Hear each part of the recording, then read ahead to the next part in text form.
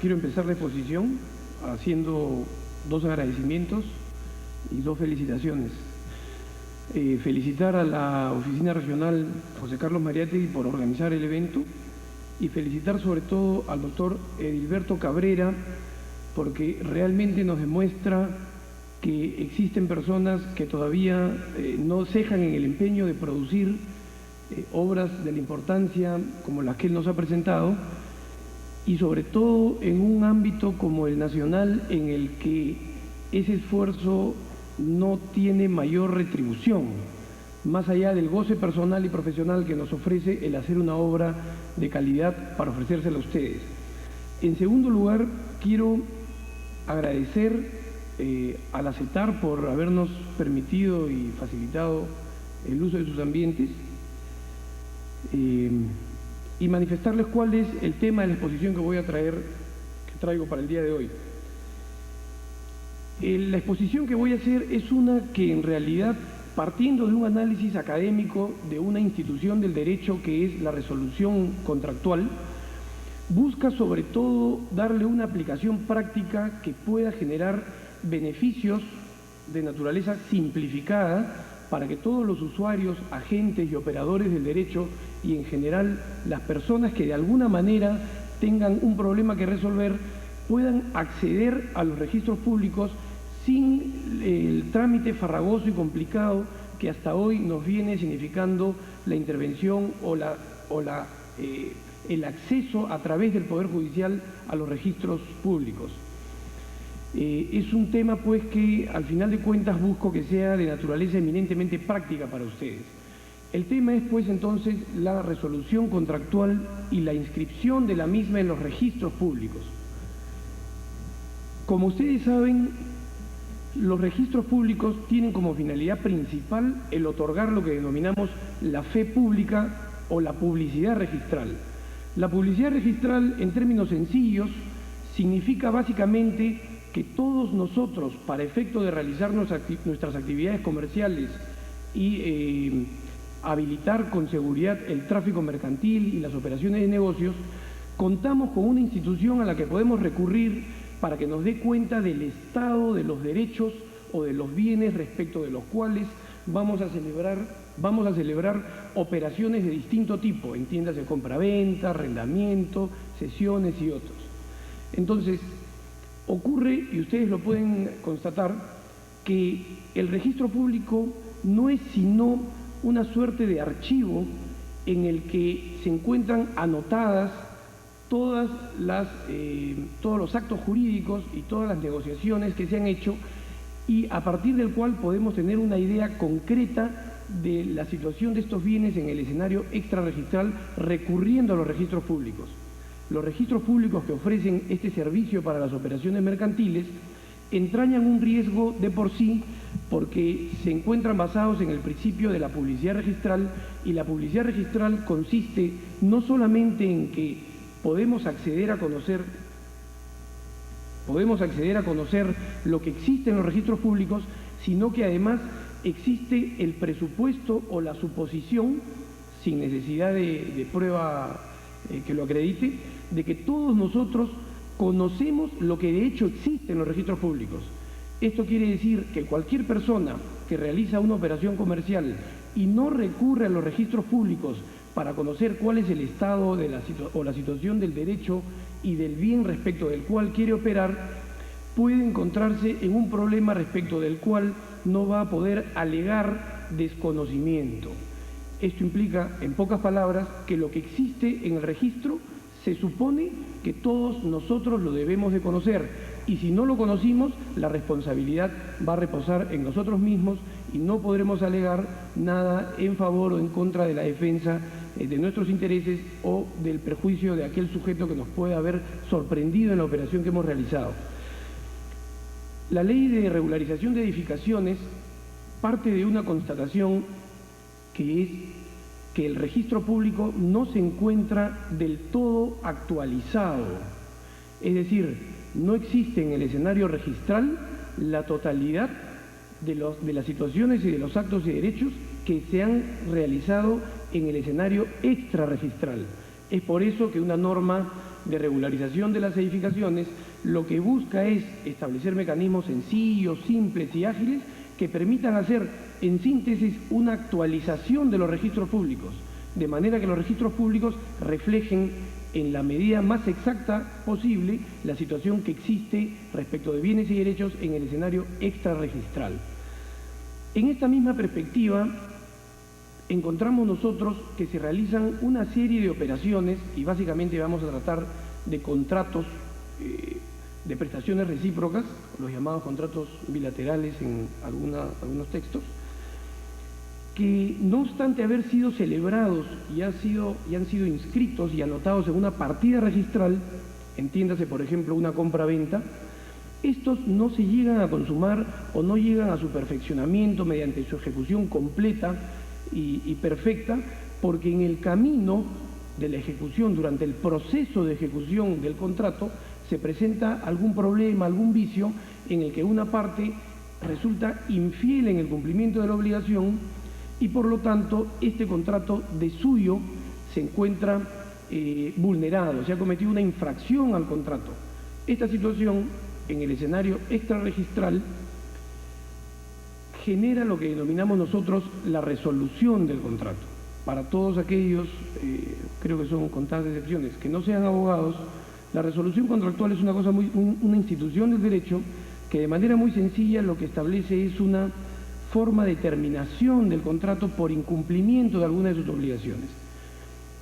Quiero referirme entonces a todos aquellos contratos de prestaciones recíprocas, vamos a usar siempre el ejemplo de la compra-venta, que por cualquier razón no se ha ejecutado perfectamente y que las partes han decidido ponerle fin de hecho. Este contrato no se perfecciona, no se cumple con el pago, se genera una situación que produce o que permite y habilita la aplicación de la institución denominada de resolución contractual. Lo que vamos a ver entonces es cómo podemos utilizar a partir de nuestro ordenamiento positivo y concretamente de los artículos 1428, 1429 y 1430 del Código Civil, cómo vamos a partir de estos artículos poder implementar una modalidad que de manera simplificada y ágil nos permita registrar en los registros públicos o inscribir en los registros públicos esta situación que se ha producido en la realidad extrajurídica, consistente en que el contrato no se ha concluido, no ha llegado a buen término y ha generado la resolución contractual. Este es un tema indudablemente polémico, es un tema riesgoso en tanto que, y lo vamos a ver al término de la exposición, entraña la posibilidad de que sujetos actuando de mala fe no digamos sorprendan al registro, sino que incumplan con su contraparte utilizando estos artículos del Código Civil e inscriban en los registros públicos una situación que formalmente se presenta al registro público como existente, pero que en la realidad de las cosas no se ha producido. La exposición entonces va a tener 5 puntos principales. La primera es que nos vamos a referir a los artículos vinculados a la resolución extracontractual, que son los artículos que he citado, el 14, 28, 29 y 30 del Código Civil. Vamos a conocer los sistemas de resolución previstos en nuestro Código Civil. Vamos a conocer además el tratamiento que la, concretamente, Oficina Registral de Lima y Callao, a través del Tribunal Registral, le ha dado a este tema. Vamos a conocer cuáles son los requisitos que debe de presentar el documento, entiéndase el título que se va a presentar a los registros públicos para poner al día esta situación que de hecho existe en la realidad extrarregistral, y vamos a conocer los efectos de esta anotación registral. Tengan presente que se trata de capitalizar normas del ordenamiento positivo, darle una forma apropiada, utilizar una modalidad simplificada y llevar una situación extrarregistral a una anotación registral. De manera que, al final de cuentas, lo que busquemos es lograr la satisfacción de nuestro interés en el sentido que lo que, por ejemplo, corre inscrito en registros públicos a favor de una persona por el acto de una compraventa pueda regresar en el ámbito registral a nuestro dominio y a partir de él podamos operar algunos cambios.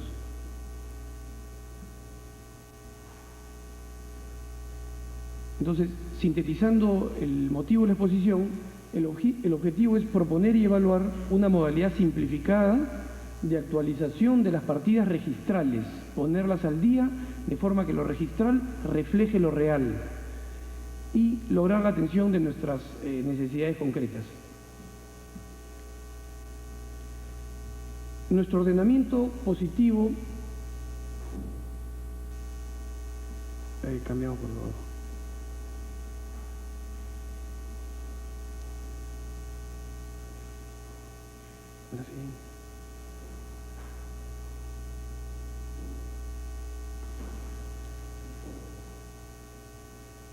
Nuestro ordenamiento positivo tiene previsto, básicamente en el ámbito de la resolución contractual, las siguientes situaciones.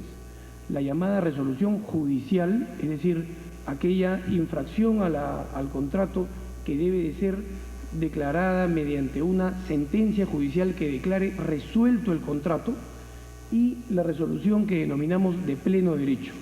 La resolución de pleno derecho se encuentra recogida en los artículos 1429 y 1430. La resolución judicial se encuentra recogida en el artículo 1428. La resolución de pleno derecho, a su vez, se divide en dos. La resolución extrajudicial, que se puede realizar mediante la denominada intimación de cumplimiento de la obligación, y la resolución que puede ser invocada mediante lo que se denomina la cláusula de resolución o el pacto comisorio. Cada uno de estos artículos, que de alguna manera por unos defectos de redacción en el articulado han venido generando confusión y en buena medida observaciones de parte de los registradores, tienen supuestos distintos y se caracterizan por utilizar procedimientos de resolución de distintas características. Cambiamos. El artículo 1428 del Código Civil parte, como los demás artículos que vamos a ver, del incumplimiento en la ejecución de una de las obligaciones o de la prestación, concretamente hablando. Partiendo del incumplimiento, establece la posibilidad de que cualquiera de nosotros opte por pedir el cumplimiento de la obligación o alternativamente, a su elección, pedir la resolución del contrato. Este artículo debe de implementarse a través de un proceso judicial. La resolución a la que se refiere este artículo 1428 debe ser invocada mediante la iniciación de un procedimiento judicial que busca la declaración de resolución del contrato. Este procedimiento es utilizado en la actividad práctica de los abogados, y ustedes lo conocerán, principalmente con la finalidad de lograr que además se declare el pago de la llamada indemnización por daños y perjuicios. Es importante señalar aquí que nosotros podríamos iniciar un pedido de cumplimiento de la obligación por la vía judicial, y si en el interín o en el devenir de este proceso judicial consideramos que ya no es de nuestro interés el que la obligación se ejecute a través de la sentencia judicial, podríamos, en ejercicio del principio del ius variandi, variar nuestra petición original y pedir que más bien se declare la resolución contractual. Debemos notar, cuando revisemos el artículo en nuestro código correspondiente, que no se establece un plazo para pedir la resolución del contrato o ejercitar el pedido de incumplimiento, sino que esto está librado a la voluntad de cada una de las partes que intervienen en el contrato y básicamente de la persona que se ha visto perjudicada con el incumplimiento. Tampoco este artículo establece condiciones para que necesariamente se utilice la vía de resolución judicial de declaración de la resolución contractual. Quiero decir con esto que si bien el artículo prevé la posibilidad de optar por una resolución que debe ser declarada en sede judicial, no establece en qué condiciones o en qué circunstancias resulta obligatorio optar por la vía de la resolución judicial. El artículo 1429, en cambio, junto con el artículo 1430, ya no se refiere a la resolución que debe ser invocada a través del proceso judicial, sino que nos permite una vía y nos concede una herramienta de suma utilidad, que es el lograr la resolución judicial por el simple acto unilateral de la parte fiel en el contrato que se considera perjudicado por el incumplimiento realizado por la parte infiel. Tanto el 1428 como el 1429 nos van a permitir que por nuestra sola actuación y manifestación de voluntad bajo ciertas circunstancias, nosotros podamos conseguir que nuestro contrato pase a un estatus nuevo de pleno derecho y de forma automática de estado de resolución. Es decir, utilizando los supuestos, o a partir de los supuestos y utilizando los mecanismos que nos provee ambos artículos, nosotros conseguimos una resolución judicial que no tiene que ser declarada mediante la intervención del juez. Es una resolución que se denomina ipso iure, no necesita la intervención y la estimativa del Poder Judicial. Los supuestos a partir de los cuales nosotros activamos el artículo 1429 son muy sencillos. De modo similar al anterior, parten de la existencia de un incumplimiento contractual, de un incumplimiento de la obligación, y nos obligan a remitir una comunicación a la parte infiel requiriendo el cumplimiento de la obligación, y nos obligan además a concederle el plazo de 15 días para que cumpla con la prestación que genera el respectivo cumplimiento de la obligación. Transcurrido el plazo de los 15 días, si la parte infiel no ha cumplido con ejecutar la prestación correspondiente a la obligación solicitada, nosotros debemos, mediante una nueva comunicación, hacerle saber que damos por resuelto el contrato. Para esto, en la primera comunicación, lo señala el artículo con precisión, debemos de utilizar algo que nos concede el ordenamiento positivo y que es el denominado apercibimiento. Cuando nosotros comunicamos a la parte infiel que debe de cumplir la obligación prevista en el contrato, debemos en esa misma comunicación hacerle saber que en caso que no cumpla en el plazo de 15 días, se ejecutará el apercibimiento, que consiste en dejar sin efecto el contrato, o mejor dicho, de forma más precisa, se produce la resolución del contrato.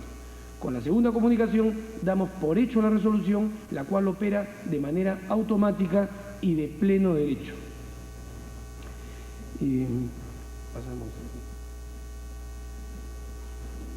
Un comentario que vale la pena hacer es que, como les decía hace un momento, en vista que el artículo 1428 no ha establecido las condiciones para que ante un incumplimiento de obligación nosotros tengamos que recurrir a la vía judicial, este artículo 1429 en alguna medida actúa de manera complementaria al artículo 1428.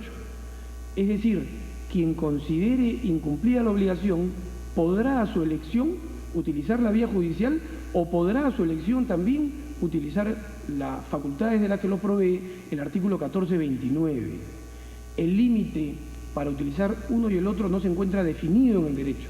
Por eso, de alguna manera, ambos son complementarios, y decía yo que la razón por la cual, y tal vez la única razón por la cual recurrimos a la sede judicial para buscar la declaración judicial de incumplimiento y de resolución, es cuando buscamos que además se ordene el pago de los denominados daños y perjuicios. El artículo 1430 se refiere más bien a la denominada cláusula de resolución o pacto de resolución o pacto comisorio, también conocido así. Los supuestos son similares en alguna medida. Partimos siempre de un incumplimiento de obligación, Y la diferencia es que en este caso ya no le concedemos a la parte infiel la posibilidad de que cumpla con la obligación en el plazo de 15 días, sino que habiendo pactado las partes en el contrato un pacto comisorio o un pacto de resolución en el que se ha definido de manera precisa cuál es la obligación que en caso de que se incumpla habilita a la otra parte a recurrir a la resolución contractual mediante el uso del pacto comisorio, lo único que tendrá que hacer la parte perjudicada es remitir una comunicación, de preferencia notarial, que debe de cumplir con algunos requisitos. Esta comunicación notarial debe necesariamente señalar a la parte infiel, en primer lugar, que va a hacer uso del denominado pacto comisorio. Estimados señores, por la presente comunico a usted que de acuerdo al pacto comisorio establecido en el artículo 3 del contrato, invoco el referido pacto comisorio del cual voy a hacer uso en vista que usted no ha cumplido la obligación 1, 2 y 3 prevista en dicho pacto comisorio. A diferencia del artículo 1429, que no nos obliga a lograr la resolución por obligación, por el cumplimiento de una obligación específica, el artículo 1430 sí establece que la obligación tiene que haber sido prevista en el contrato con absoluta precisión. Esta obligación además tiene que ser de fácil verificación para el ámbito registral. De esa manera, con la sola comunicación y sin necesidad de una segunda comunicación, nosotros vamos a lograr que el contrato quede resuelto una vez más de pleno derecho.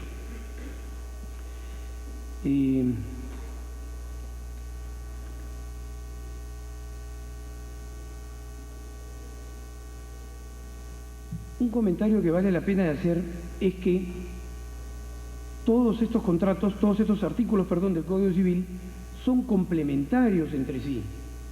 Nada impide que en un contrato se pacte una cláusula de resolución automática o un denominado pacto comisorio, señalando las obligaciones específicas que se van a utilizar para invocar el denominado pacto comisorio, y que además esta persona, si la parte infiel incumple alguna otra obligación que no está prevista en la cláusula referida al pacto comisorio, nada impide que esta persona además pueda utilizar el artículo 1428, habida cuenta que la obligación incumplida no se encuentra recogida en el pacto comisorio, puede utilizar el artículo 1428 para pedir también y conseguir de todas maneras y de forma ineludible la resolución extrajudicial del contrato mediante un acto unilateral de comunicación, de requerimiento de cumplimiento y de intimación al cumplimiento de la obligación.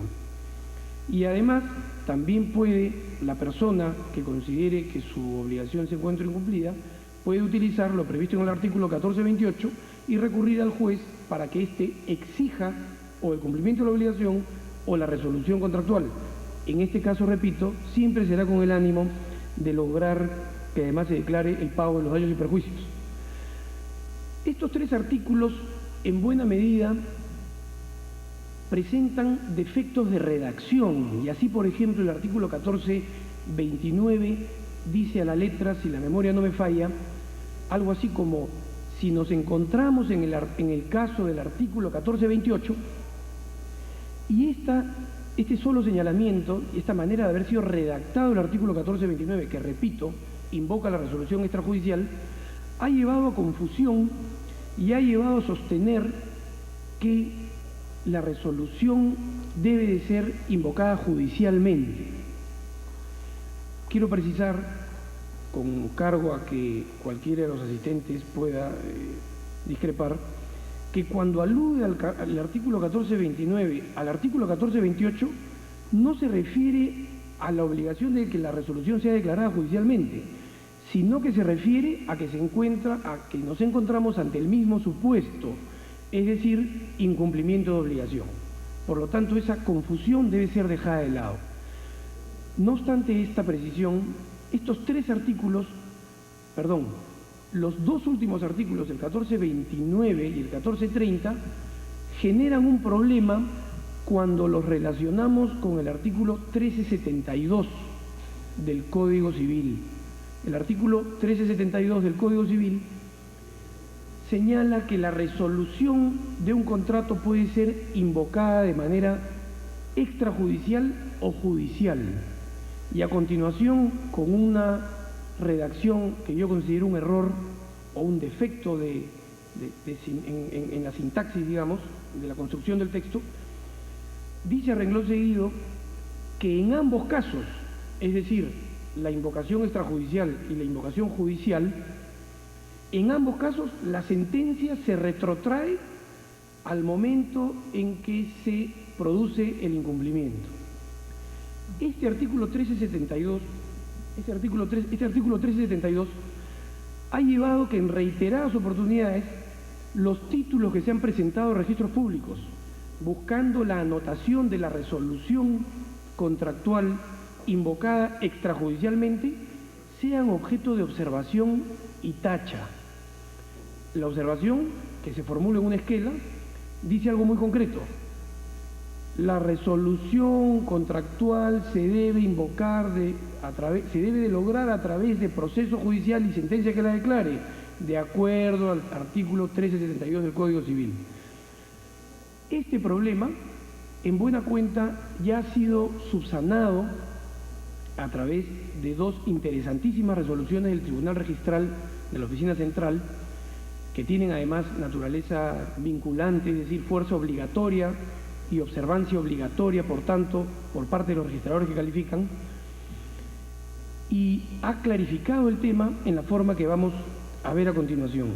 Desde mi punto de vista, el artículo 1372, y así lo declara también estas resoluciones que estoy comentando del Tribunal Registral, contiene un evidente error que se puede encontrar rápidamente en su sola lectura, y es que no resulta lógico que el artículo haya querido decir que en ambos casos de la resolución, es decir, cuando ésta se invoca extrajudicial o judicialmente, la sentencia se retrotrae a la oportunidad en que se produjo el incumplimiento, y que de ahí pensemos que la resolución que se invoca extrajudicialmente deba de ser declarada judicialmente, por una contradicción muy fácil de ver, y es que no puede existir sentencia que se retrotraiga al momento en que se produjo el incumplimiento cuando la resolución es invocada extrajudicialmente, porque lógicamente cuando la resolución es invocada extrajudicialmente no hay proceso judicial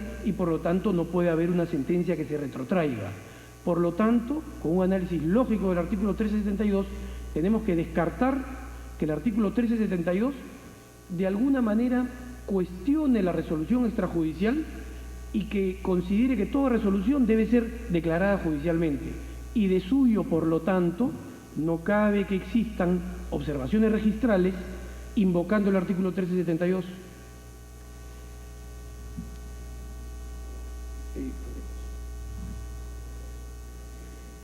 Elementos comunes a todo esto es que en todos casos debe de existir un incumplimiento de obligación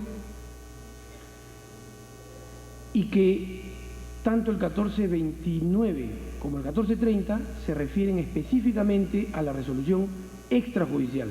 Nuestro ordenamiento positivo tiene previsto con toda claridad la resolución judicial de un contrato y la resolución extrajudicial, que es un mecanismo de vieja data.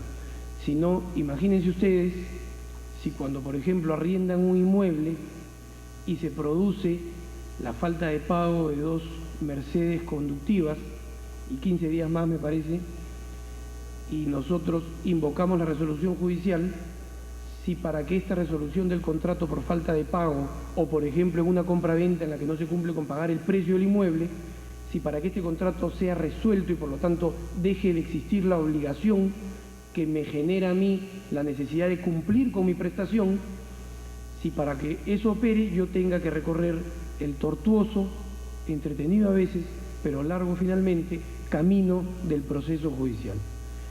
¿Cambiamos? ¿Qué ha señalado el tribunal? ¿Qué ha señalado el Tribunal Registral en lo que se refiere a la resolución extrajudicial?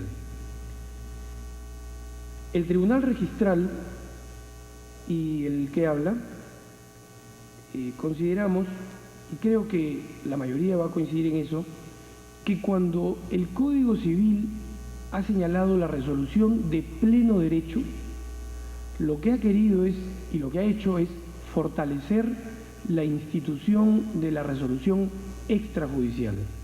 Esa resolución que se invoca por iniciativa de una de las partes ante el incumplimiento de parte del sujeto infiel en la obligación y que no tiene otro contenido que el que le señala el propio artículo, y es que no se requiere de la intervención estimativa del juez para efectos de que el contrato se lleve a un estatus o a una situación de resuelto, es decir, concluyó el contrato, no me encuentro más obligado a partir de ese documento suscrito a cumplir con nada respecto a lo cual yo me haya comprometido en el documento.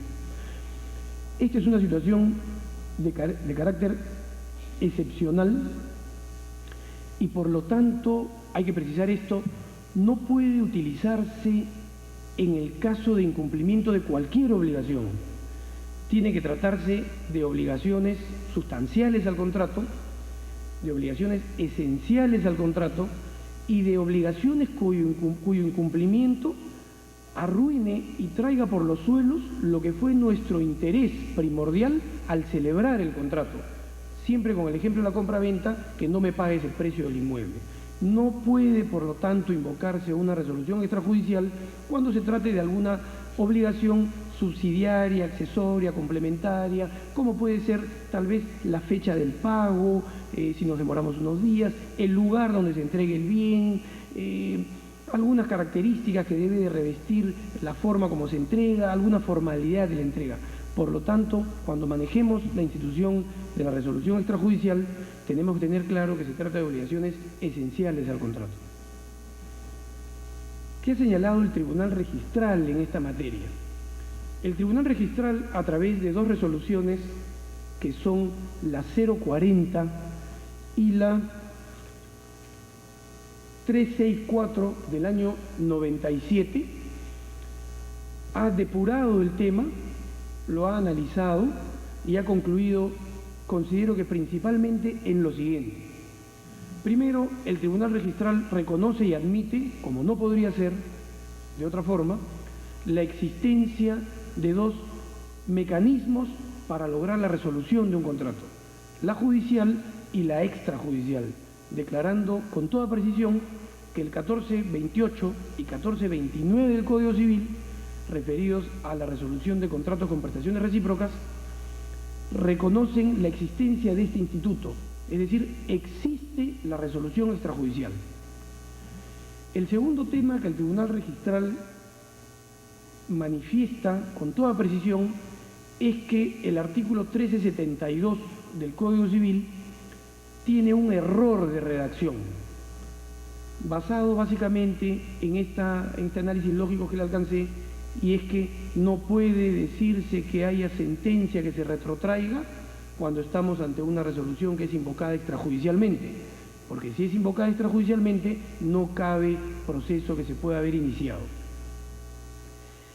El Tribunal Registral considera además que el pacto comisorio del artículo 1430 puede anotarse en la partida registral en el rubro denominado cargas, de manera que cumpliendo con la finalidad de los registros públicos, que es dar fe de lo que existe inscrito en registros públicos, un usuario mediante la simple lectura de de la ficha, sin necesidad de recurrir al título archivado, pueda conocer que existe un pacto comisorio, el pacto comisorio previsto en el artículo 1430.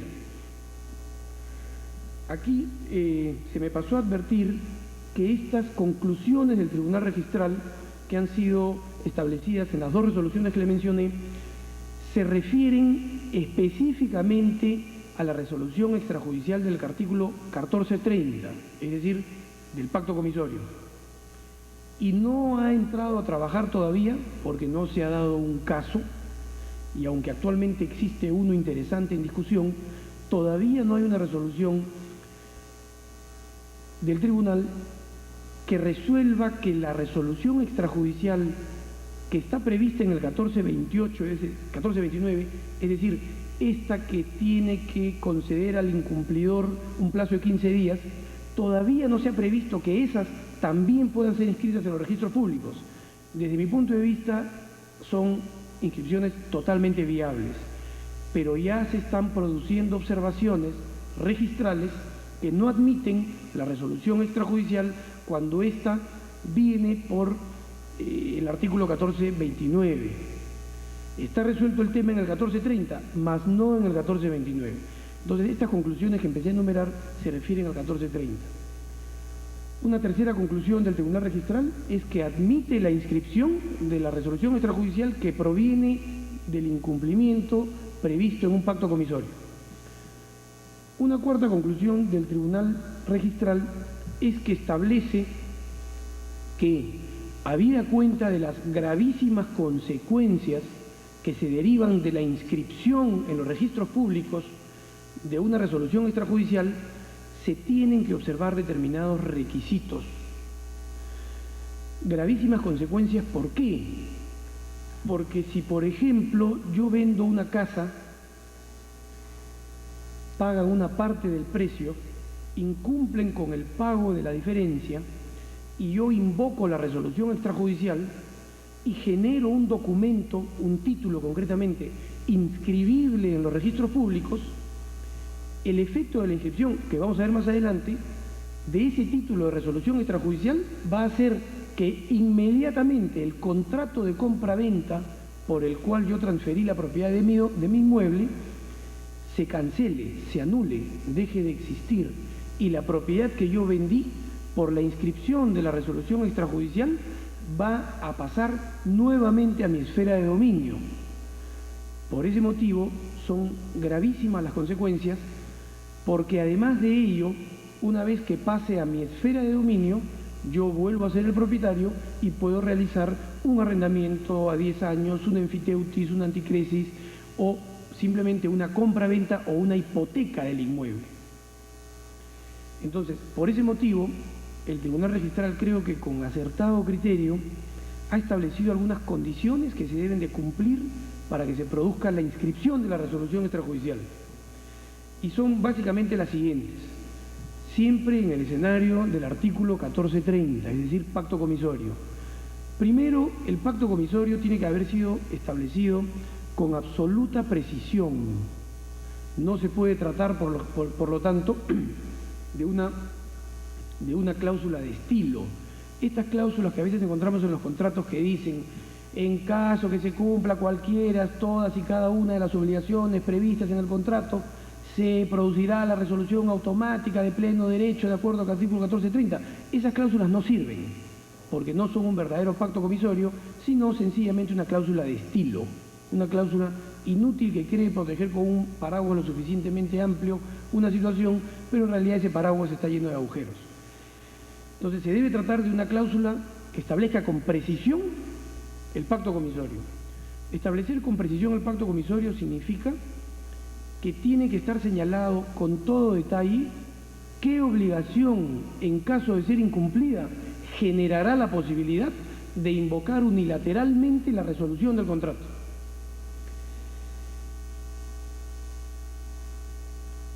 Otro detalle que ha señalado el tribunal que debe de ser considerado es que se tiene que tratar de una obligación para que la inscripción prospere, se tiene que tratar de una obligación de fácil verificación, es decir, una observación que el registrador, con los solos documentos que se presenten, en base a los antecedentes registrales que existan y del título, repito, que se presente, pueda verificar que se ha producido la causal de incumplimiento y que se ha producido los supuestos que habilitan la resolución extrajudicial del contrato.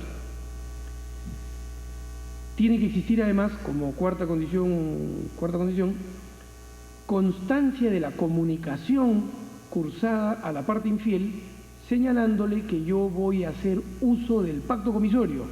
Señor, comunico a usted que de acuerdo al 1430 y a lo previsto en el contrato, hago uso del pacto comisorio porque usted incumplió la obligación 1, 2 y 3. y tiene que existir además constancia de recepción. La comunicación, por lo tanto, tiene dos contenidos que debe de ser observado. Que quede claro que comuniqué mi decisión de hacer valer el pacto comisorio y que quede claro que el sujeto recibió la comunicación. Claro, la pregunta inmediata es, ¿cómo vas a ver registros públicos si realmente la parte infiel incumplió la obligación? Así como en el 1429, ¿cómo vas a ver el registrador si cuando yo le he dado el plazo de 15 días para que cumpla la obligación, el deudor de la obligación la cumplió efectivamente? Todos estos documentos, es decir, el contrato donde debe de constar el pacto comisorio con toda claridad y las comunicaciones, tienen que ser recogidos en un documento que tiene que tener naturaleza de instrumento público. Recordemos que a registros públicos solo ingresan instrumentos públicos y algunos documentos por excepción expresamente señalados en las leyes correspondientes. Entonces, esto significa que yo, abogado, asesor de una persona que se ha visto perjudicado por el incumplimiento, formulo una minuta que llevo al notario donde otorgo de manera unilateral una declaración de resolución de contrato por incumplimiento a la que inserto el contrato original donde consta el pacto comisorio y a la que inserto además la carta notarial por medio de la cual doy cuenta que he cumplido con estos dos requisitos. Es decir, comuniqué que quiero hacer valer el pacto comisorio y dejo constancia de recepción. Con estos documentos y nada más que ellos, se protocoliza la minuta y se crea el título que tiene naturaleza de instrumento público e ingresa a registros. Además, el registrador deberá cuidar que el acto y contrato que queremos resolver mediante esta modalidad unilateral, por cierto, no está infringiendo algunas otras normas del ordenamiento, como por ejemplo, en el caso de la compraventa, no procede la resolución del contrato cuando ya he pagado más del 50%.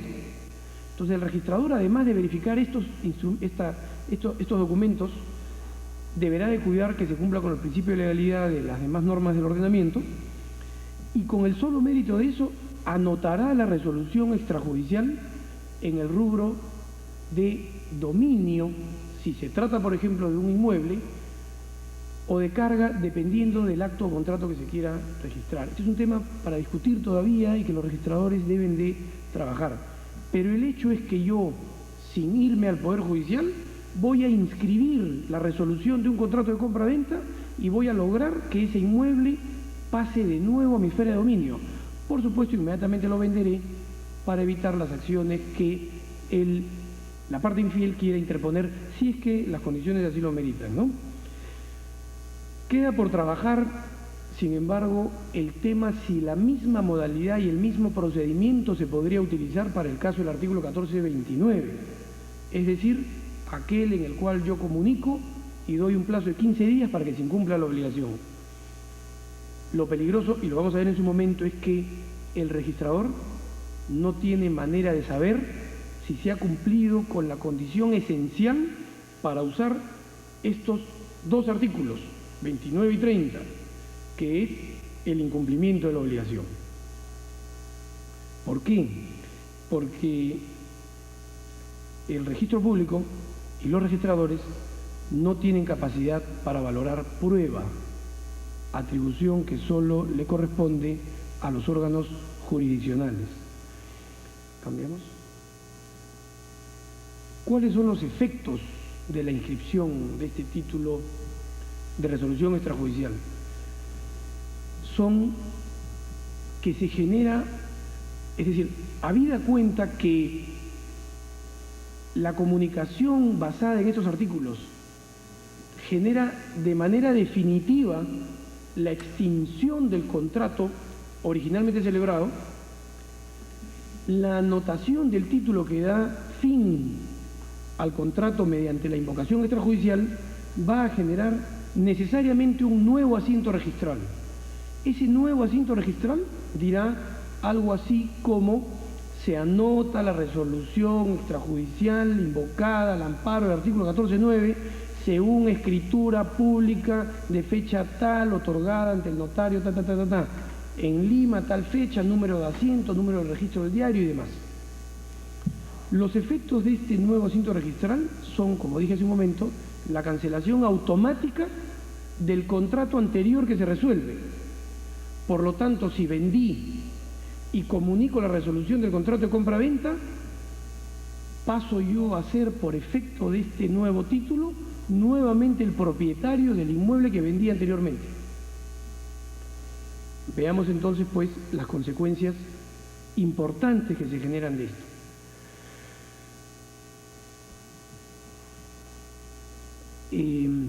Dada la naturaleza de la inscripción registral, debemos de hacer hincapié que, en tanto que esta es de naturaleza declarativa, como conocen ustedes seguramente, no se afecta el derecho sustantivo que existe en el contrato cuya resolución se ha invocado.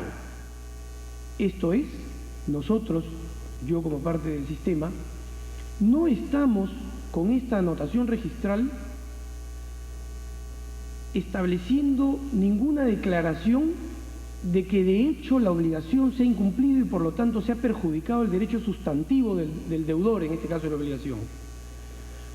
¿Por qué? Porque el registro público toma nota simplemente de todos los actos de naturaleza extrarregistral, todas las situaciones jurídicas extrarregistrales, y los anota en un archivo registral, en una partida registral, con el solo propósito de que cualquier persona que quiera realizar un negocio respecto, repito siempre el caso del inmueble, y tome el debido cuidado, porque si no lo hace, se va a presumir que conocía del problema, aun cuando no vaya a registros públicos, y esta persona tome el debido cuidado de ir a la oficina registral, sacar la partida, esta persona pueda conocer que sobre este inmueble corre inscrita una anotación de resolución unilateral. La resolución unilateral, anotada de esta manera, va a cancelar el asiento anterior.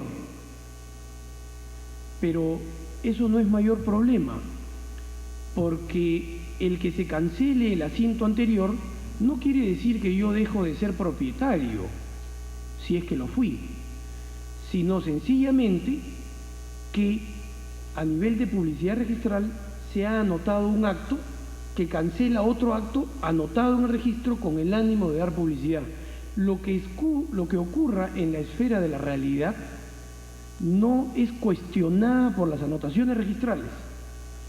La anotación de una cancelación de contrato no significa que realmente ese contrato se encuentre resuelto. Eso pertenece a la esfera de la vida real. Registros Públicos toma nota de la situación e informa a todo aquel que quiera saber de ello, nada más que eso. Por lo tanto, el supuestamente obligado infiel que no cumple la obligación, cuando se entere que registralmente se ha cancelado el asiento donde consta su propiedad, podrá hacer uso de las acciones judiciales correspondientes, actuar en sede judicial y buscar por esa vía que se declare la nulidad del acto jurídico y por lo tanto de la anotación efectuada por la cual él ha sido despojado solo en la esfera registral, no en la esfera real, de la titularidad aparente que es publicitada por el registro. ¿Y esto por qué es así? Porque, como les decía hace un momento, los registros públicos no valoran pruebas y por lo tanto nada impide, y esto lo vamos a ver en las anotaciones críticas, nada impide que en la realidad de las cosas no se haya producido ningún incumplimiento de obligación y que simplemente el sujeto, luego de escuchar esta exposición, se vaya a la calle, realice una minuta, haga una invocación, una intimación al pago, genere un instrumento y lo inscriba en contra de su amigo que alguna vez lo fue y ahora su enemigo cuando le haga esta jugada. Por lo tanto, está a salvo el derecho sustantivo del sujeto que realmente cumplió con la obligación. Un efecto final en este tema es que, si bien es cierto la obligación sustancial no se ve perjudicada, la situación, el derecho sustantivo, perdón, no se ve perjudicado, lo que sí es cierto es que el registrador, habida cuenta que se ha producido un asiento de cancelación, va a tomar en cuenta ese asiento de cancelación para la calificación del título que se presente en el futuro inmediatamente después de él.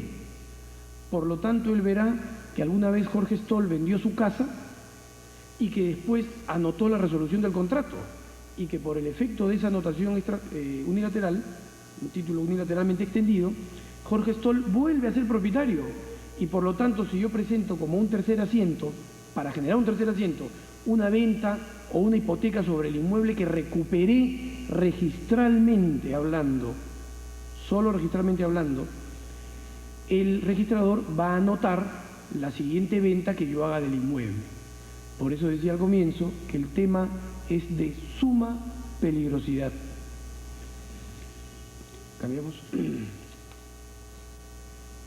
Bueno, los beneficios de esta modalidad, de este mecanismo, es que ofrecen una rápida tutela de los derechos si es que realmente han sido perjudicados y una rápida actualización de las partidas registrales, de manera que yo logro rápidamente que lo que ocurre en la realidad extrarregistral pueda ser reflejada en la respectiva partida registral.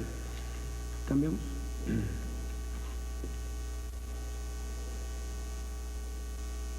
Los aspectos críticos de este tema son los siguientes y ya se han dejado caer a lo largo de la breve exposición. Estamos expuestos al abuso del derecho y a la mala fe de las partes. Puede ser que yo comunico la obligación de cumplimiento, concedo los 15 días y el señor, el día número 2 de recibida la comunicación, cumple la obligación. Sin embargo, yo me hago el desentendido, genero el título que les he comentado, inserto la comunicación, la segunda intimación al pago, protocolizo el instrumento a través de una minuta y lo ingreso a registros públicos. En el caso del 1430 ocurre exactamente lo mismo. Que yo invoque el pacto comisorio porque tú no me pagaste el precio del inmueble transferido mediante compra-venta, no quiere decir que no me lo hayas pagado. Quiere decir simplemente que yo te comuniqué algo desfachatado, que no coincide con la realidad.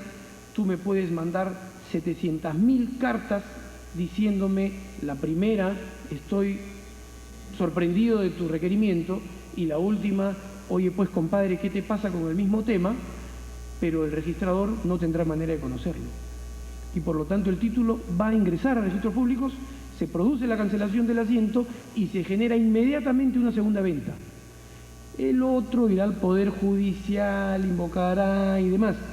Pero el adquirente, el tercer adquirente del inmueble, al amparo del asiento registral de resolución extrajudicial, va a alegar lo que ustedes conocen, la buena fe, al amparo de la publicidad registral.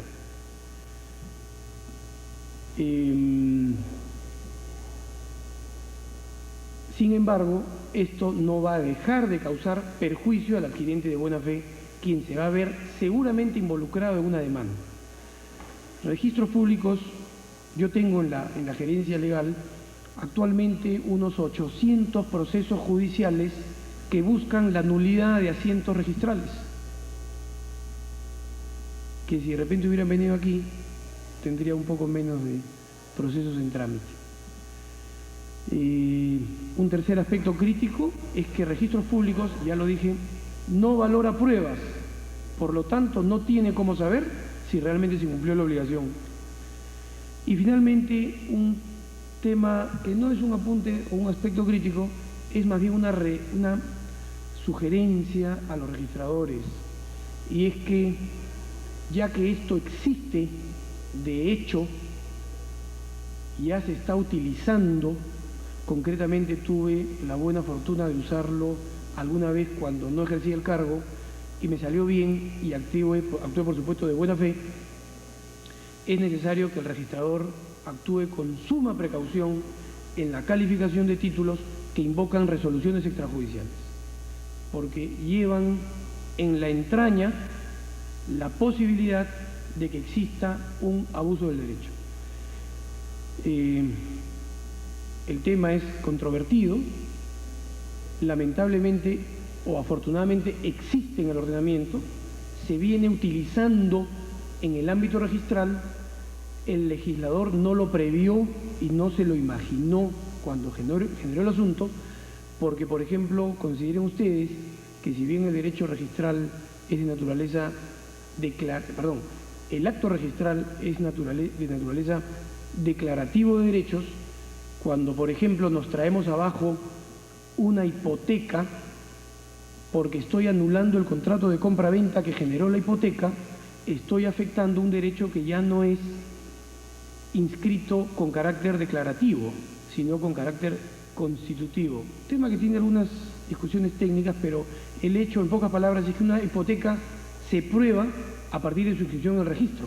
Y si no existe en el registro, no existe la hipoteca y no se puede ejecutar judicialmente. Por lo tanto, si yo anulo una compra-venta, no solamente voy a anular un acto anotado con carácter declarativo, sino que también me voy a traer abajo un acto de naturaleza hipotecaria que ha sido anotado con carácter constitutivo. Agradezco la atención y creo que hacemos un intermedio. Muchas gracias. Profesor de la Pontificia Universidad Católica del Perú y de la Universidad Femenina del Sagrado Corazón y de la Universidad de Lima también. Doctor en Derecho y abogado en ejercicio. Un fuerte aplauso para el doctor Mario Castillo Freire.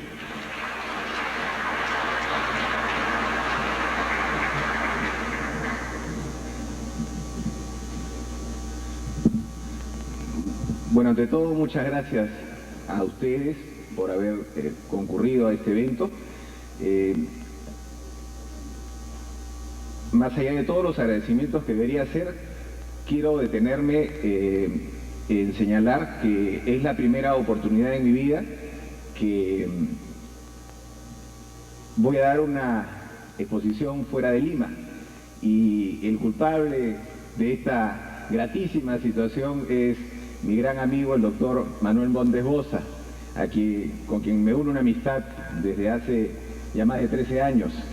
Entonces estoy muy agradecido de estar aquí en Tacna, una linda ciudad con todos ustedes. Bueno, el título del tema que ha sido materia de la presentación realmente es un título muy amplio, porque cuando me habló el doctor Boza me dijo, bueno, ¿de qué puedes hablar? Bueno, le digo, en realidad tendría que definir un tema para tratar, un tema que resulte de interés para todos los concurrentes. Sin embargo, creo que realmente el título del tema se decidió entre ayer y hoy, porque pensaba abordar diversos aspectos problemáticos de los contratos en la legislación peruana.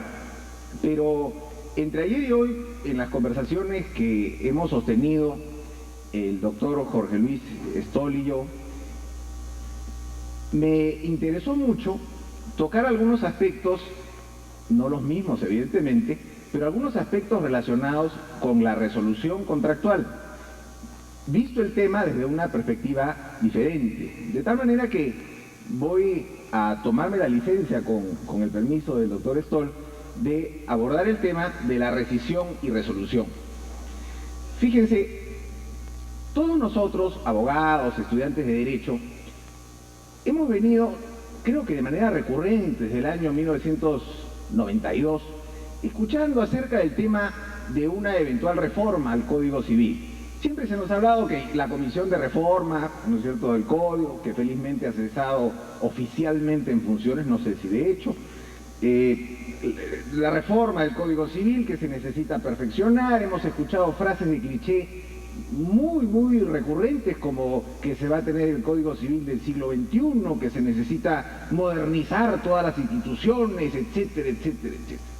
Bueno, yo realmente no soy un ferviente partidario de modificar cuando no hay que modificar, de cambiar las cosas cuando no hay la necesidad de variarlas y de introducir reformas cuando el medio jurídico, fundamentalmente compuesto por abogados en ejercicio y no por profesores universitarios, no tiene la necesidad de que existan esas reformas. Entonces, creo que en muchos casos, las reformas a la legislación, especialmente el Código Civil, devienen en algo así como lo que he venido a denominar tentaciones académicas. Es decir, que los profesores en muchos casos nos dejamos llevar por aquellos conceptos que creemos que deberían estar puestos en el código, pero no están, ¿no es cierto? Entonces, deberían estar. No, deberían estar si el medio jurídico los necesita, pero no si solo nosotros queremos cambiarlos. Yo creo que en esto existe mucho un cierto complejo de Napoleón, ¿no? Muchas personas quieren ser legisladores, muchos quieren ser Napoleones, ¿no? Napoleón ya murió hace muchísimo tiempo, pero no sé, como que todo el mundo quiere poner su firma debajo del código. Esa es la sensación mía. A Dios gracias, cuando se me invitó públicamente, entre otras personas, para formar parte de los asesores de la extinta Comisión de Reforma del Código Civil, dije que no, y estoy muy satisfecho por ello. Bueno, en ese sentido, o sea, dentro de este orden de ideas, es que voy a centrar mis opiniones acerca de un tema que fue materia de reforma en 1984 y luego en 1992, que es el de la rescisión y resolución. Yo estudié mi carrera bajo el amparo del Código del 84. Empecé a estudiar Derecho justo el año en que el Código entraba en vigencia.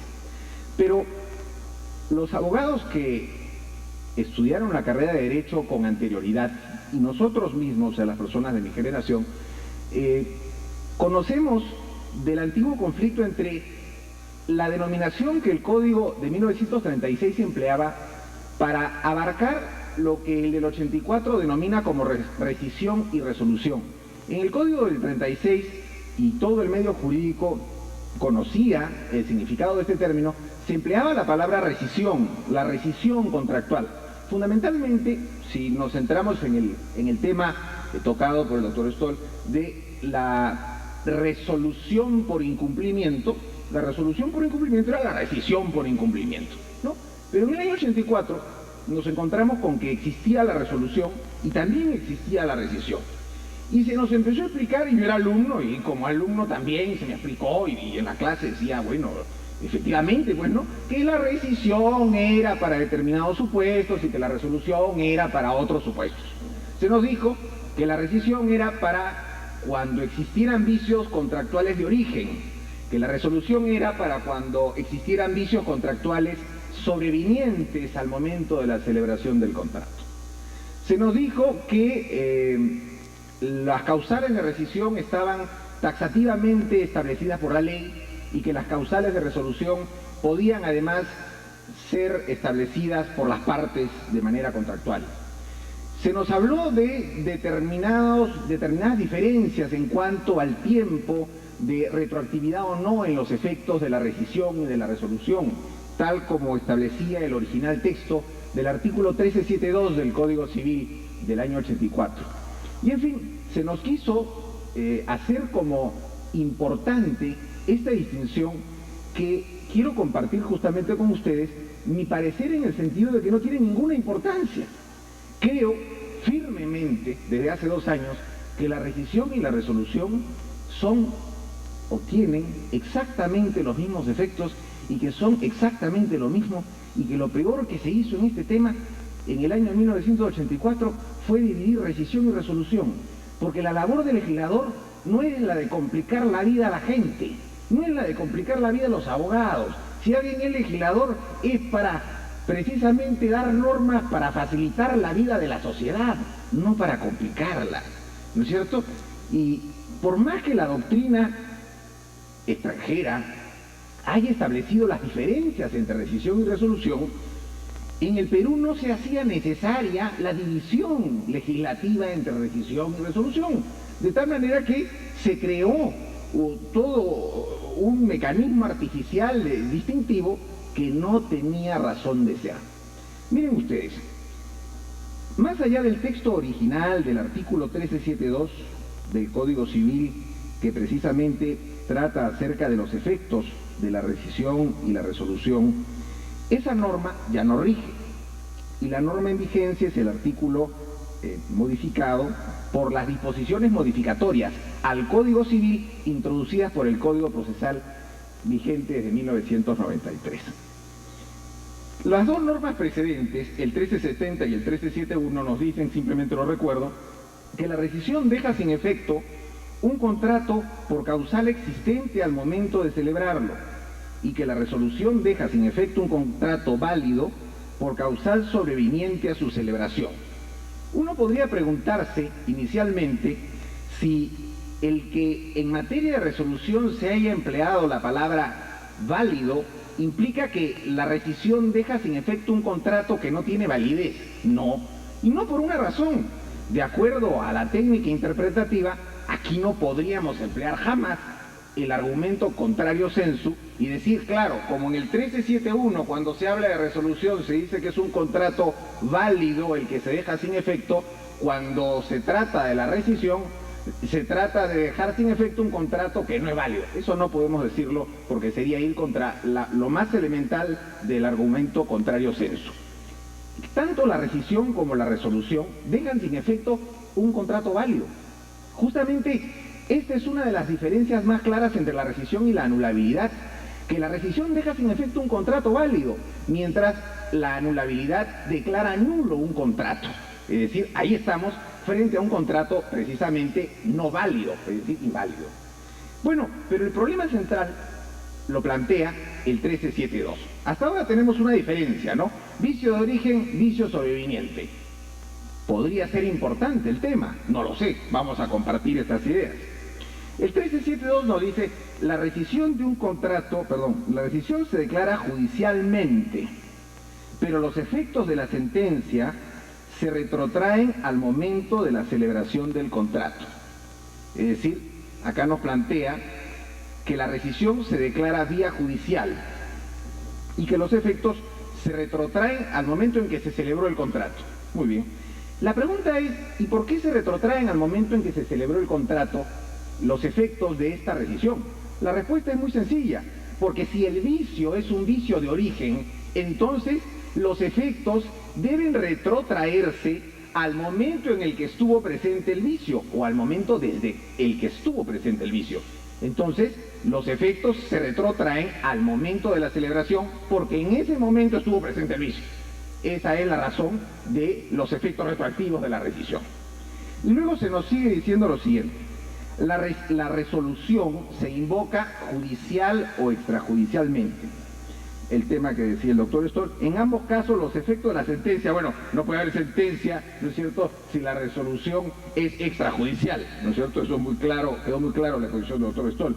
En ambos casos, los efectos se retrotraen al momento en que se produce la causal que la motiva. Esto entonces ha llevado a algunos a decir, fíjense, la rescisión tiene efectos retroactivos. Ya, qué bien. La resolución, en estos casos, tiene efectos retroactivos, pero hasta un momento distinto del de la rescisión. Es decir, si los efectos retroactivos de la rescisión van hasta el momento de la celebración del contrato, los efectos retroactivos de la resolución solamente van hasta el momento en el que se produjo la causal o vicio que motivó la resolución. Pero podríamos hacernos una pregunta. Para simplificarnos la vida, ¿no podríamos hacer el siguiente razonamiento? ¿Acaso en ambos casos los efectos no se retrotraen al momento de la presencia del vicio? ¿Acaso en ambos casos los efectos de la declaración de rescisión o resolución no se retrotraen al momento en que el vicio se presentó? La respuesta es sí. Solo que en un caso el vicio estuvo al comienzo y en otro caso el vicio estuvo después. No sé si después, porque podría tratarse de un contrato en el cual las prestaciones se ejecuten de manera simultánea. Caso en el cual, si ahí hay un vicio que implique, por ejemplo, una falta de pago, entonces estaríamos hablando prácticamente de un momento casi simultáneo con la celebración. Entonces, ¿qué importancia tiene decir que en un caso, en el de la rescisión, los efectos se retrotraen al momento de la celebración del acto y en otro al momento de la presencia del vicio? Si en ambos casos se retrotraen al momento de la presencia del vicio, no importa si el vicio estuvo al momento, 2 segundos después, 4 segundos después, un día, una semana o un año. Eso no interesa. Eso es complicarnos la vida por gusto, porque además la figura es muy clara. En ambos casos los efectos son retroactivos, ¿cierto? Muy bien.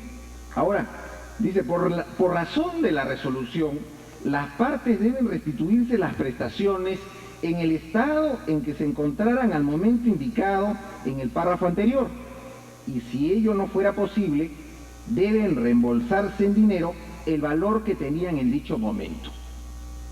Muy bien, es muy claro para la resolución. Entonces uno podría decir, bueno, ahora el legislador, en el párrafo siguiente, me va a decir qué pasa con los efectos de la rescisión. No, no lo dice. Entonces, la pregunta que uno se podría hacer es, bueno, y si por razón de la resolución las partes deben restituirse las prestaciones en el estado en que se encontraran al momento indicado en el párrafo anterior, y en la rescisión, ¿cómo es? La respuesta es, en la rescisión es igual. En la rescisión, las partes también deben restituirse las prestaciones en el estado en que se encontraran, tratando de, en ambos casos, volver a la situación anterior a la presencia del vicio con presencia de la mayor equidad en esa restitución de prestaciones. O sea que no es diferente en la rescisión que en la resolución, ni que en la resolución ni la rescisión, es igual, es la misma idea. La idea es que esa restitución devuelva la equidad entre las partes, que devuelva la equidad. Pero si hasta aquí el tema puede ser más o menos, digamos, confuso en materia de la regulación de 1372, creo que el 1372 tiene una cereza en el postre. Y la cereza del postre del 1372 es el último párrafo. Le rogaría que me escucharan bien. Dice, en los casos previstos en los 2 primeros párrafos de este artículo, cabe pacto en contrario. No se perjudican los derechos adquiridos de buena fe. Cabe pacto en contrario. Y cabe pacto en contrario a lo que nosotros consideremos más lógico. Cabe pacto en contrario. Muy bien. Entonces, la rescisión puede ser declarada extrajudicialmente si las partes así lo acuerdan. Dice además, pero los efectos de la sentencia de rescisión se retrotraen en el momento de la celebración del contrato. Ya no, pues, ya no, porque si lo hemos pactado, podemos pactar que no tenga efectos retroactivos. Es decir, podemos pactar en nuestro contrato que si nuestro contrato alguna vez se rescinde, los efectos de esa sentencia no sean retroactivos, sino que los efectos de esa sentencia rijan a partir del momento de la sentencia misma, caso en el cual la rescisión no tendría efectos retroactivos. Entonces, ¿qué cosa es la rescisión? ¿Saben qué cosa es la rescisión? La rescisión en materia de estos detalles es lo que ustedes y nosotros queramos que sea. ¿Por qué? Porque cabe pacto en contrario. O sea, cabe que nosotros moldeemos la rescisión, los efectos, la declaración, la forma de declaración, etc. Y entonces habría que preguntarse algo que estamos conversando ahora en el intermedio, y era, bueno, y si cabe que la rescisión se declare extrajudicialmente, entonces ¿qué mecanismo se emplea para declarar la rescisión? Podrían emplearse por analogía los artículos 1429 y 1430 del Código Civil referidos a la declaración extrajudicial de resolución. Sí, no habría ningún problema. Por supuesto que sí, no habría ningún problema para aplicar por analogía los artículos 1429 y 1430 del Código para declarar extrajudicialmente la rescisión, si es que así se hubiera convenido esa posibilidad en el momento del contrato, en el momento de la celebración del contrato. Y hay más, porque solo me refirió al primer párrafo. Si me refiriese al segundo, del pacto en contrario, el segundo párrafo nos dice, la resolución se invoca judicial o extrajudicialmente. Muy bien, en nuestro contrato vamos a pactar que la resolución solo cabe judicialmente. Entonces, si la resolución solo cabe judicialmente, nos volamos el 1429 y el 1430 para su aplicación, porque para nuestro contrato solo cabe judicialmente. O de repente pactamos, fíjense ustedes, que nuestro contrato se rige por una resolución exclusivamente extrajudicial, con lo que nos volamos el 1428. Y nuestra resolución o eventual futura resolución contractual solamente se regirá por las normas de resolución extrajudicial, vale decir por los artículos 1429 y 1430 del Código Civil. Perdón, entonces no era que la rescisión era judicial y la resolución podía ser judicial y extrajudicial, y que los efectos de una eran en un momento, si ahora puedo hacer lo que quiera. Entonces, ¿cuáles son las diferencias? ¿Cuáles son las diferencias entre la rescisión y la resolución? En cuanto a efectos, en cuanto a forma de ser declarada, no hay ninguna, o podría no haber ninguna. Y hay algo peor. ¿Saben qué es lo peor de todo? Lo peor de todo son las causales. Porque uno puede preguntarse, qué bien que haya habido la distinción entre rescisión y resolución. ¿Saben por qué? Qué bien. Vamos a hacer un ejemplo. Porque todas las sillas que están de la mitad para acá del auditorio representan las posibilidades de rescindir un contrato. Y las butacas que están de acá para acá representan las causales para resolver un contrato. Entonces, como en ambos casos hay campos muy grandes y claramente definidos uno del otro, podemos decir que vale la pena distinguir, porque creo que no valdría la pena distinguir si solo 5 butacas fueran para uno y el resto para otro, ¿no es cierto? No valía la pena hacer esa distinción, sería una distinción bizantina, sería una distinción académica, sería una sutileza de escuela, de universidad, de una clase que no sé si valdría la pena de ser dictada. Muy bien, vamos a analizar por qué se puede rescindir un contrato en el Perú. ¿Cuáles son las causales de rescisión contractual en el Perú? ¿Saben cuáles son? Entre otras, puede que se me escapen 2 causales. Se puede rescindir un contrato por lesión. Por lesión. Muy bien. ¿Cuántos son los casos de lesión que se presentan? No sé si muchos, no creo que muchos. No son muchos porcentualmente en razón de todos los procesos judiciales. La lesión, a pesar de ser un vicio muy antiguo, asumido por el Código francés, y toda la bonita historia de que la comisión se encontraba en empate, que vino Napoleón y que dijo sí, por la justicia que venga, pues en la lesión, para rescindir un contrato. Muy bien, todo eso es muy bonito, pero ¿cuántos casos hay de rescisión por lesión en comparación con todos los procesos judiciales? ¿Es una causal masiva? ¿Ah? No lo es, pues. Quienes ejercemos la profesión, no solo quienes están en el ámbito académico, dictando clase, ¿no? Esto es así, no, un momentito. Eso está muy bien, dictar la clase, pero dictar la clase y además ejercer la carrera, ¿no es cierto? Vamos a saber que no es así. La lesión es un supuesto excepcional y como tal debe ser siempre visto. Bueno, la lesión es el supuesto más frecuente de rescisión, siendo un supuesto excepcional. ¿Y saben cuáles son los otros? La venta de bien ajeno cuando quien la invoca no es el propietario, no es el perjudicado que invocará de repente nulidad, que sea ineficaz, no. Cuando quien la invoca es la parte contraria, o sea, quien no sabía que el bien era ajeno. Interesante el supuesto, ¿no? Pero tampoco es masivo. La venta de bien parcialmente ajeno, está el supuesto de la venta de un bien que al momento de la celebración del contrato ya ha perecido parcialmente, o sea que yo compro algo que creo que está entero, pero que sin embargo ya se ha destruido en parte, ¿no? Bueno, eso no nos pasa todos los días, ¿no? Creo que cuando compramos algo primero vemos si está bien, si existe, ¿no? Bueno, pero eso es un supuesto de la doctrina que está puesto en un artículo del código, que es el artículo 1533, y que además no dice rescisión, sino dice retractación, que bueno, se interpreta como rescisión. Y finalmente, el supuesto de la compra-venta por cabida, artículo 1575, cuando la diferencia entre la cantidad entregada y la pactada es más del 10%. Y eso es todo. Esa es la rescisión. La resolución, aparte de tener casos exóticos como los que acabo de mencionar, tiene un gran supuesto que es el 99.999% de todo lo que estamos hablando, que es la resolución por incumplimiento. O sea, la resolución se aplica, si lo volvemos a poner en butacas, para todas las butacas, menos 5. La rescisión se aplica para 5 butacas. Y para esas 5 butacas se ha establecido rescisión y para el resto la resolución. Y para esas 5 butacas, o por esas 5 butacas, se nos dice desde el año 84 que es importante distinguir entre el vicio de origen y el vicio sobreviniente, en que la doctrina, a mí me gusta la doctrina, yo escribo, dicto clase, ¿correcto? Me encanta leer, pero no me encanta complicar la vida a la gente. Entonces creo que, por lo menos hace 2 años me he dado cuenta que este es un error. Y mi deber desde hace 2 años en este tema, concretamente fuera de otros, es decir, aquí hay una grave equivocación.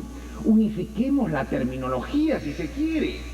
O si bien, si no se unifica, que da lo mismo, sepamos que estamos discutiendo sobre tonterías. Porque la distinción entre rescisión y resolución es una distinción inútil. Es una distinción inútil. Y aparte hay algo importante. Si vamos al diccionario de la lengua española, de la Real Academia, la palabra rescisión tiene 3 significados. El primero de los significados de la palabra rescisión es dejar sin efecto un contrato. La palabra resolución tiene 8 significados. Ninguno de los 8 significados tiene relación con el derecho. Ninguno de los 8 significados de la palabra resolución tiene relación con el derecho.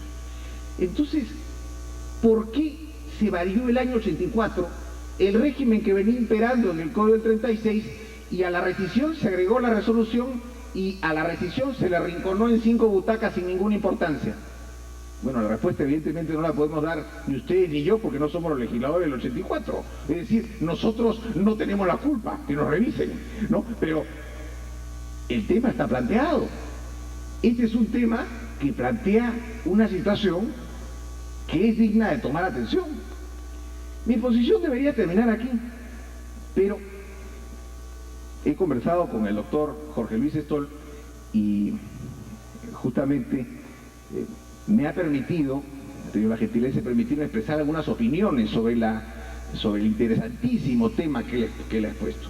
Miren ustedes, el tema de la resolución extrajudicial siempre se ha visto como un mecanismo alternativo a la vía judicial para que las partes puedan precisamente resolver un contrato, una parte, la afectada, resolver un contrato sin recurrir a los tribunales. Esa era la idea que ha inspirado la regulación del tema de la resolución extrajudicial. Y a llevar a situaciones verdaderamente injustas, porque en la medida, por ejemplo, que se anote un asiento y que se anule teóricamente o por lo menos registralmente, no de manera sustantiva si se quiere, el derecho adquirido por alguien, podría entenderse que el anterior propietario ha vuelto a adquirir el derecho y ese propietario puede vender el inmueble a un tercero y ese tercero adquiriría de buena fe. Bueno, esa situación que evidentemente ha ocurrido en la práctica en muchas ocasiones genera una injusticia o puede generar situaciones injustas. ¿Por qué? Porque básicamente el mecanismo de funcionamiento de los registros públicos no admite la valoración de pruebas, como señalaba el doctor Stoll en su exposición, por una razón muy simple. Acá no hay derecho de defensa de contraparte. O sea, no estamos en un proceso judicial en donde el otro puede decir, no señor, disculpe, yo sí he pagado hasta el último centavo. Acá está mi recibo, yo he pagado. ¿Qué se debe escribir una resolución si yo he pagado hasta el último centavo? Pero dado el mecanismo existente, se podría escribir una resolución de una compra-venta por falta de pago de precio, aun cuando se haya pagado el último centavo de pago del precio.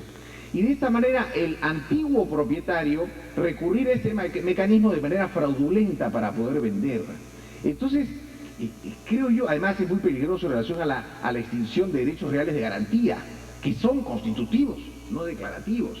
Entonces, este es un tema que, bueno, acabamos de convenir con el doctor Stoll que vamos a hacer 2 artículos, ¿no? Vamos a hacer 2 artículos en paralelo, uno desde su perspectiva, él va a hacer el artículo y otro yo lo voy a hacer desde mi perspectiva, porque es un tema realmente apasionante. Y además, debo felicitarlo porque nunca había escuchado una exposición sistemática tan bien planteada sobre este tema.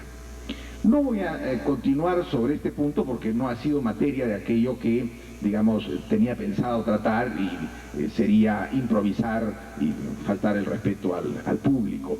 Simplemente quiero concluir señalando que todos los que estamos vinculados al ámbito del derecho debemos tener, y en ese sentido habría que invocar también a quienes precisamente propugnan una, creo yo, permanente reforma del Código Civil, ¿no? Ya hasta esto me parece una especie de complejo.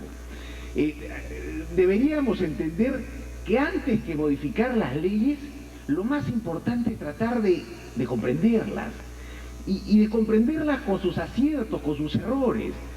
Transitar caminos como el que está transitando registros públicos en la materia expuesta en la exposición anterior a la mía. Eso es realmente tener una expresión creadora en derecho.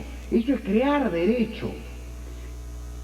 Modificar las normas no es precisamente el camino más difícil de crear derecho, es el camino más ocioso. Modificar un artículo del código es lo más fácil. Basta conseguir los procedimientos que establece la Constitución para efectuar esa modificación del artículo. Lo más difícil no es modificar un artículo, lo más difícil es entenderlo. Y lo más difícil es transitar por el camino que muchas veces es pedregoso de una aplicación correcta e innovadora de las normas. En ese sentido, todos los abogados, los estudiantes de Derecho, debemos tratar de ver esas normas equivocadas, desacertadas en muchos casos, por ser obra humana, de verlas con una actitud crítica, pero a la vez con una actitud creadora. Si hay algo malo, tratar de entenderlo desde una perspectiva firme, desde una perspectiva lúcida, y decir, bueno, esto no está bien, pero mi labor no es simplemente decir que no está bien y modificarlo, sino tratar de buscar una interpretación que sea acorde con las circunstancias y acorde con el progreso. Bueno, muchísimas gracias.